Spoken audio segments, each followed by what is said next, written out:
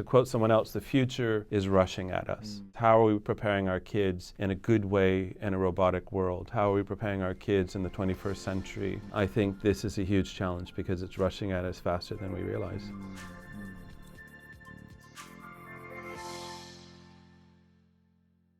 Hello everyone, I'm Clifford with Ignite Sendai Startups, and we have another guest sitting down with us in our studio. If you can go ahead and tell our audience your name and what it is you do. So my name is Perry-Clemons, and I've been in Japan living here for about 26 years, and we run an MPO called You, Me, We. And at that MPO, which we really feel is kind of a social impact group, we try to give computers and computer skills to children living in orphanages. And then we're hoping with those skill sets, in addition to career testing, et cetera, we can help them get jobs when they turn 18. Okay, very good. So obviously, you, me, we, it's social innovation in a sense. Yeah. I'm sure this didn't just come out of a vacuum and you had an idea one day saying, let me do this. What factors led to you beginning this endeavor? Yeah, I mean, I think you're right. I think over the years, things started just kind of clicking a little bit. So, I mean, initially I was invited to play Santa in one of the orphanages. And so then I became aware that kids were living in orphanages in Japan. And I think even though, you know, we had good intentions on, I think every kid should have their own device, I think as time went on, I started to really actually back up from what we were doing and try to go back to previous experiences I had and then kind of bring those to the equation, which is to say, you know, who cares? I mean, who cares about giving kids computers? And I think the answer is, well, I mean, if you give them a computer or you give them training that will lead them somewhere, obviously that matters. But, you know, really stepping back from Japan, where I've been my whole adult life, where I probably will continue to be, plus I also have my own children. So as I look into the future, I look at the kids that we work with as solutions to the plights Japan has. So it's just kind of an upside down triangle. You have more people over 65 per capita in the world in Japan and less under 15 per capita in the world. And so the reality is the kids that we are focused on, I feel, are going into what I call a sweet spot. I mean, they're going to decide what they want to do. They're not going to wonder whether someone wants to hire them because everybody's going to want to hire them.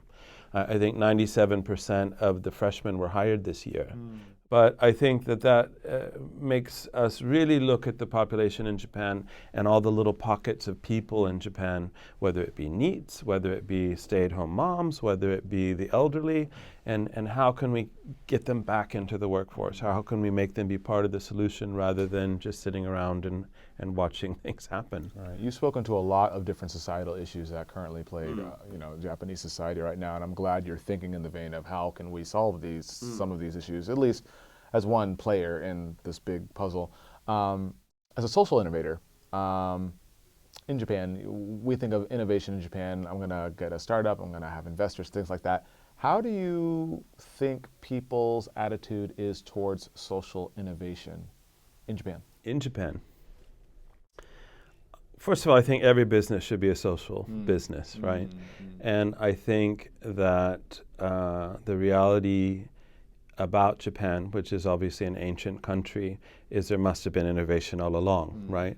But I don't necessarily feel the modern day person in Japan feels innovative, and that's false. I think there's a lot of technology, there's a lot of innovation, and there's a lot of inventions that are done here. The question is, how do they execute those ideas? How do they roll them out? I happen to have been in the investment banking world.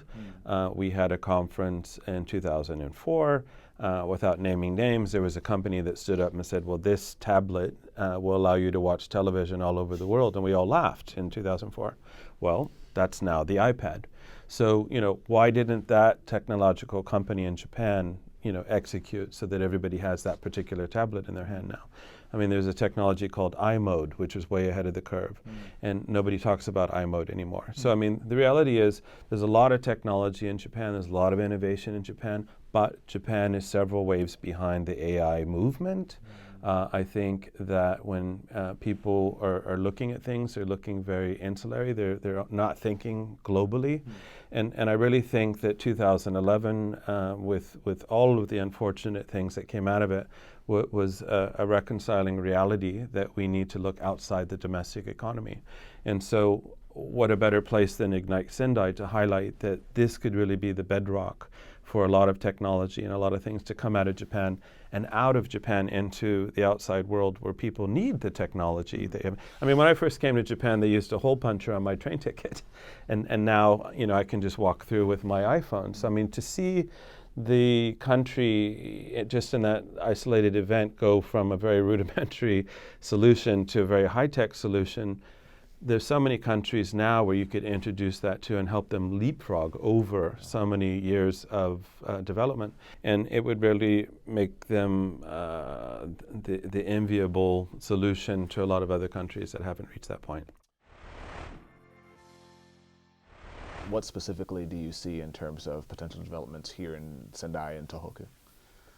Well, I mean, coming from Tokyo, where you can barely see the sun sometimes because the buildings are so high, I mean, I think Sendai is a lovely place to live. I think, you've got the wide streets, you've got beautiful trees, just the whole kind of vibe of people living in Sendai is very welcoming. And I think that, when we look at Tohoku, I think a lot of people have moved on with regards to their concerns about Tohoku, but I really do feel the effects of the tsunami and the effects of the 2011 disaster are almost even now starting to begin. And I think now that we're where we are now, this is the prime opportunity for people to be investing and people to start helping redefine what it means to be in Tohoku. That's excellent. If I understood, you were doing some of your activities with You, Me, We in Tohoku? Yeah, we work with a home in Iwate and Ofanato, Sendai Tensien for many years. There's 3 homes in Fukushima we have relationships with, but one that's really the closest. And then in Tokyo, we have 5 homes, and then next month I'm starting in Nagoya. We have relationships with a home in Kumamoto that we went to after the earthquake. So there's 600 homes in Japan, and we have relationships with about 33. But my goal in 2020 is to put a computer in all 600 homes. Okay.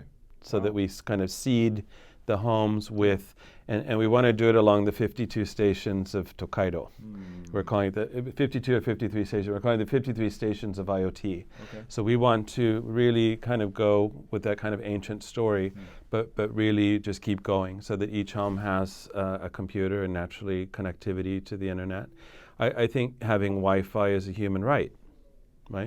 And so, previously if people thought, well, I don't have money, I can't go to school, or I didn't get into school, so I can't go to school, I think that's nonsense. I think we're living in an information society now, and you just need connectivity to the internet.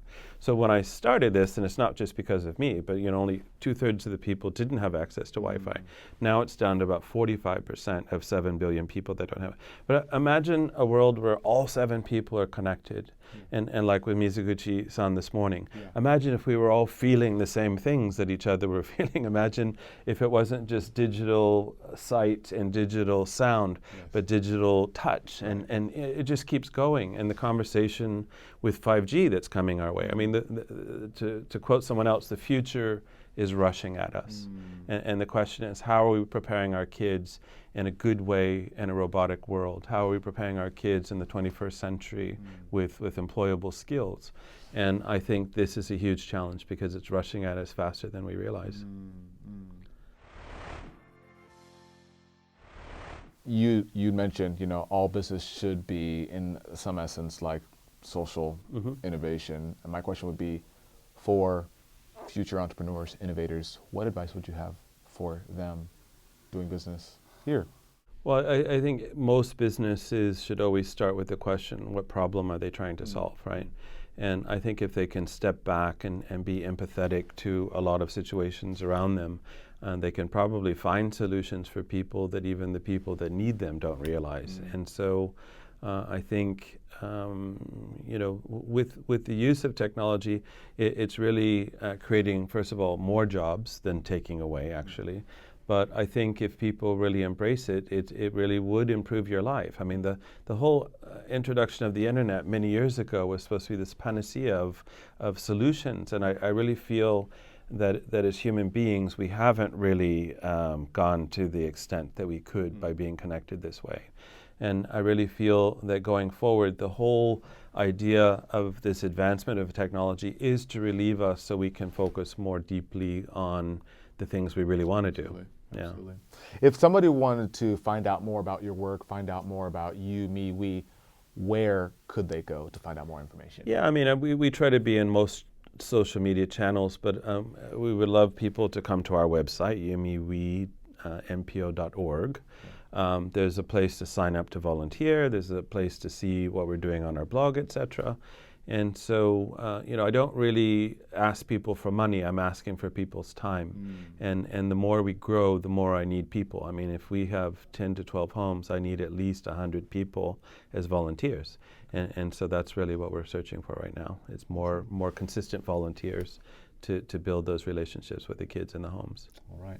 Well, thank you so very much for your time, Yeah, sir. thank you. Thank you for sitting down with us. course. And I look forward to seeing great things happen and maybe volunteering my own time. I hope with so. you guys. I All hope right. so. That was recorded, right? Yeah.